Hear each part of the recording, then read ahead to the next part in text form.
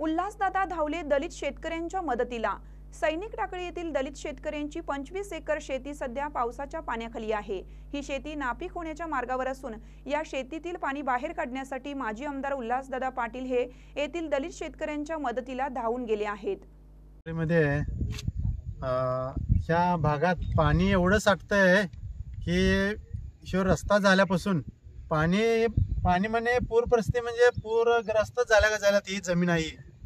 या जमिनीला पाणी म्हणजे शेतकऱ्यांची जे जमिनी आहेत त्या थोड्या 20 गुंठ 15 गुंठ 10 गुंठ अशा जमिनी आहेत। या जमिनी असताना त्यांच्या ह्याच्यावरच उदरनिर्वाह आहे। खरं हीच जमिनीमुळे पाणी साठल्यामुळे ते पूर्णपणे त्यांचं उदरनिर्वाहाचं साधन कुठलेलं आहे। आणि हा पाण्याचा जर विचार केला तर जवळजवळ इथं 3 फूट ते 4 फूट एवढं पाणी साठलेलं आहे। परंतु ह्या पाण्याची कुणीही दखल घेतली नाही। आमचे आदरणीय दादा उल्हासदादा यांनी खरोखरच बघितल्या बेटाला इथं काय नियोजन करता येतंय, नियोजन करून सोलर प्लॅन्ट बसवून हे पाणी आमच्या सैनिक टाकळीतील अमर पाटील यांची पाईपलाईन आहे त्या पाईपलाईन मधून नदीला पूर्ण पास केलेला आहे। आणि आता पाणी आता सध्या जर बघितलं तर 1.5 फुटावर आलेला आहे। पाण्याची लेवल हळूहळू कमी व्हायला आणि खरोखरच असं जर झालं तर त्या गोरगरिबांचं जीवनाचं साधन तयार होणार आहे। सैनिक टाकळी येथील रामेश्वर मंदिर नजीक दलित समाजातील 90 कुटुंबाची शेती असून ही शेती चालू वर्षी पडलेल्या सततच्या पावसाने 1.5 ते 2 फूट पाण्याखाली गेली आहे। ही बातमी कानोकानी माजी आमदार उल्हास पाटील यांना समजली। त्यांनी तडक सैनिक टाकळी गाठून तेथील परिस्थिती जाणून घेतली व लगेच सौर ऊर्जा सोलर पंप बसवून येथील पावसाचे पाणी या ठिकाणी असणाऱ्या शेतातील पाईपलाईन मधून कृष्णा नदीमध्ये सोडण्यास प्रारंभ केला। टाकळीमध्ये पावसाच्या अवकाळीन पावसामुळे पाणी जे थांबलेले होते त्याच्या संदर्भात दादा आमदार आपले माजी आमदार उल्हासदादा पाटील येऊन बघितले। त्यांनी सांगितले की हे काय भानगड, ह्याला काय पर्याय व्यवस्था, तर हे इथं आता लाईटची तर सोय नाही आहे। त्यासाठी आम्ही म्हटलं हे सोलरचं जर बसवलं सोलर प्लॅन्ट तर त्यातनं सक्सेसफुल होऊ शकते। मग ते म्हटल्यावर दादांनी तात्काळ व्यवस्था करून सोलर प्लॅन्ट आणून बसवून आज पाणी उपसायला चालू केलेलं आहे। वर्षाच्या मागे उल्हासदादांनी ज्या योजनेतून आम्हाला रस्ता करून दिला त्या योजनेच्या रस्त्यातनं पूर्ण सर्व जनतेला फायदा झाला। पण मागासवर्गाची जी जनता इथे शेतात राहते त्यांचे ते पाणीच निघले नाही, त्यात त्यांचे रस्ते सर्वांचे झाले पण पाणी काय बाहेर निघलं नाही शेतातून। मग सहजच असं एक लेखातनं पाठवल्यानंतर उल्हासदादाने तो वाचून एका रात्रीतच येऊन आम्हाला मागासवर्गीयांना शेती त्याचे पाणी बाहेर काढण्यासाठी एका रात्रीत त्याने सोलर पंपचं एवढं मोठं प्रोजेक्ट आणून टाकल्यात की ते आमचे समाजातले सर्वच आमचे नागरिक आनंदात आहेत एकदम। आज का नाही उद्या तर पाणी निघणार हे आशेवर राहिलेत। आणि ह्याच्या अगोदर 5 वर्ष अर्ज देऊन सुद्धा पण एकही नेता आमच्याकडे आला नाही। उल्हासदादा मात्र आमच्याकडे येऊन एक रात्रीत लेख ऐकला, तसं पाणी आमचं एका रात्रीत निघालंय तर 4 दिवस का असं ना हे निघून जाणार पाणी। आता आम्हाला आशा आहे छत्रपती शिवाजी महाराज तसेच शाहू महाराज, महात्मा फुले आणि आंबेडकर यांनी आमच्या दलित लोकांच्यासाठी जे काम केलं तसं उल्हासदादांनी आमच्या मागासवर्गीयांच्या पाठीमागं राहिल्यामुळं त्यांचं पहिला मी आभार मानतो।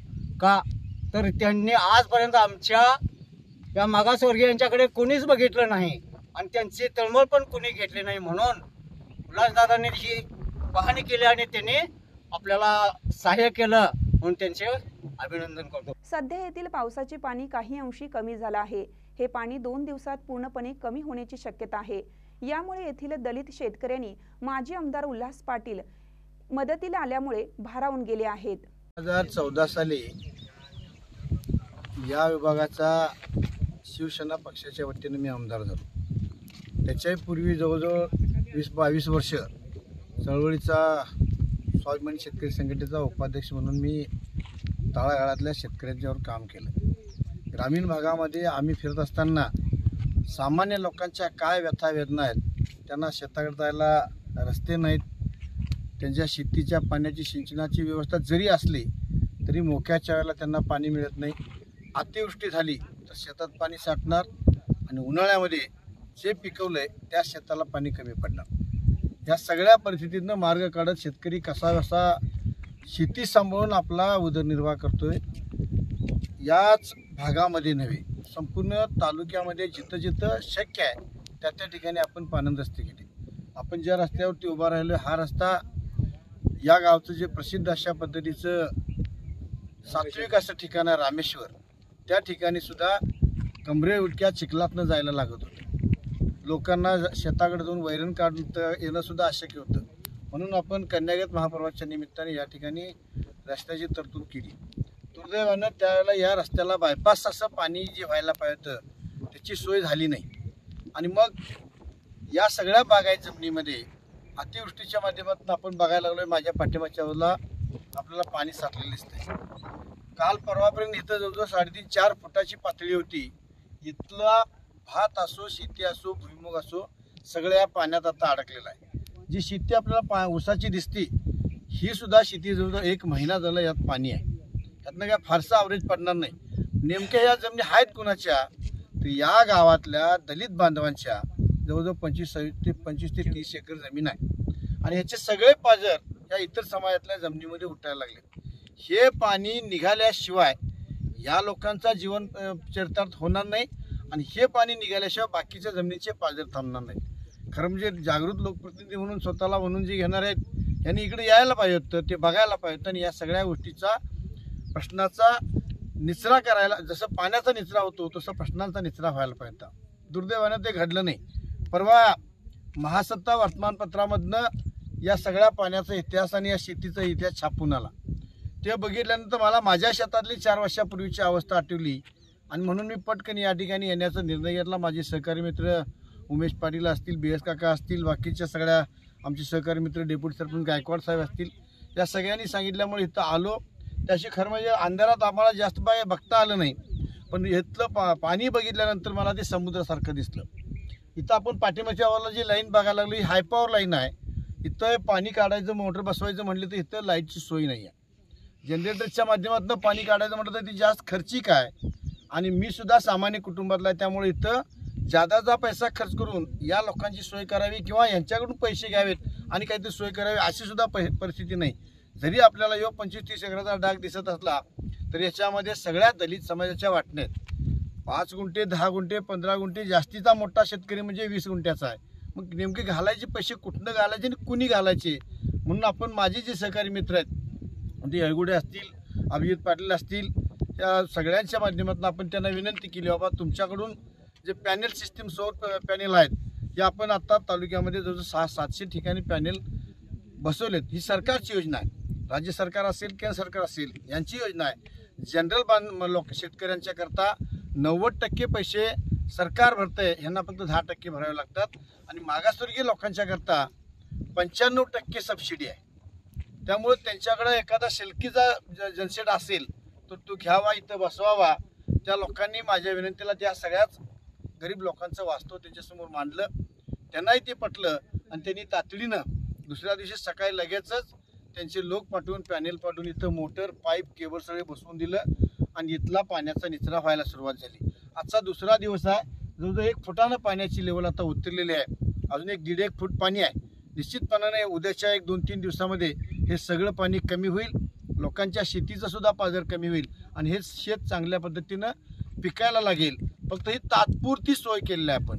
उद्याच्या काळामध्ये निश्चितपणानं ज्यावेळेला महाविकास आघाडीचं सरकार येईल त्यावेळेला प्रायोरिटीनं या लोकांचा हा पाण्याचा प्रश्न मिटवण्याचा आपण निर्धार केला आहे आणि रामेश्वर परमेश्वराच्या माध्यमातून, दत्त महाराजांच्या माध्यमातून आम्ही सगळ्यांनी सामान्य लोकांनी जो या शेती सुधारणेचा विडा उचलला आहे, या प्रयत्नात आम्हाला निश्चितपणाने यश येईल. माझी टाकळीतल्या ग्रामस्थांना सुद्धा विनंती आहे, उद्याच्या काळामध्ये भविष्यात जमीन खराब होऊ नये म्हणून असाच प्रसंग माझ्यावरती सुद्धा आलेला होता. मी माझ्या शेतामध्ये 3 एकरामध्ये शेजारी कोण तयार नसताना स्वखर्चानं, भले मला तिथं 2-3 लाख रुपये खर्च जरी आला असला तरी केल्यामुळं आज त्या शेतामध्ये एक पाण्याचा थेंब साठत नाही आणि उद्या तुटणाऱ्या उद्याच्या सीझनला निश्चितपणाने त्याच्यामध्ये जो 100 टनाचा ॲव्हरेज पडणार आहे. शेती 40 आणि 50 टन पिकवून शेतीमधनं उदरनिर्वाह होत नाही. करायचं असेल तर ती शेती किमान 70, 80, 90च्या लेवलला ॲव्हरेज पडलं तर त्याच्यामधनं शेतकऱ्याला 4 पैसे राहतात. कमी क्षेत्रामध्ये जास्त उत्पादन काढणं हे टेक्निक आहे आणि त्यातलाच एक भाग म्हणून सरकारच्या वतीनं इथं जेवढं करण्यासारखं शक्य आहे तेवढं करावं आणि मग शेतकऱ्यांच्या कॉन्ट्रीब्युशनच्या माध्यमातून अंतर्गत सच्छिद्रचे काम व्हायला पाहिजेत, तरी शेती निश्चितपणानं चांगल्या पद्धतीत पिकणार आहे. माझी सरकारला सुद्धा विनंती आहे की नुसत्या घोषणा करणं आणि घोषणेच्या माध्यमातून उहापोह करत चर्चा करत बसणं त्याच्यापेक्षा जरा करूया, पण चर्चा होण्यासारखं करूया. या लोकांची सुद्धा तीच मागणी आहे. ज्या पद्धतीने शाहू महाराजांनी असो शिवाजी महाराजांनी असो रयतेच्या भाजीच्या देठाला सुद्धा धक्का लागता कामा नये ही विचारसरणी कुणीकडं, आणि गेले महिनाभर या ठिकाणी पाण्यामध्ये शेतकऱ्यांची शेतीतली पिकं कुजायला लागल्यात दलित बांधवांची, तिकडं बघायला कुणाला वेळ नाही ही परिस्थिती कुणीकडं. खरं म्हणजे हा विसंवाद आहे. अशा पद्धतीचा विसंवाद राहताच कामा नये आणि सरकारने या सगळ्याच गोष्टीकडे गांभीर्याने लक्ष द्यावं अशी आपल्या चॅनेलच्या माध्यमातून सरकारला विनंती आहे. ताज्या बातम्यांसाठी महान करेला सबस्क्राईब करा आणि बेल आयकॉनला क्लिक करा.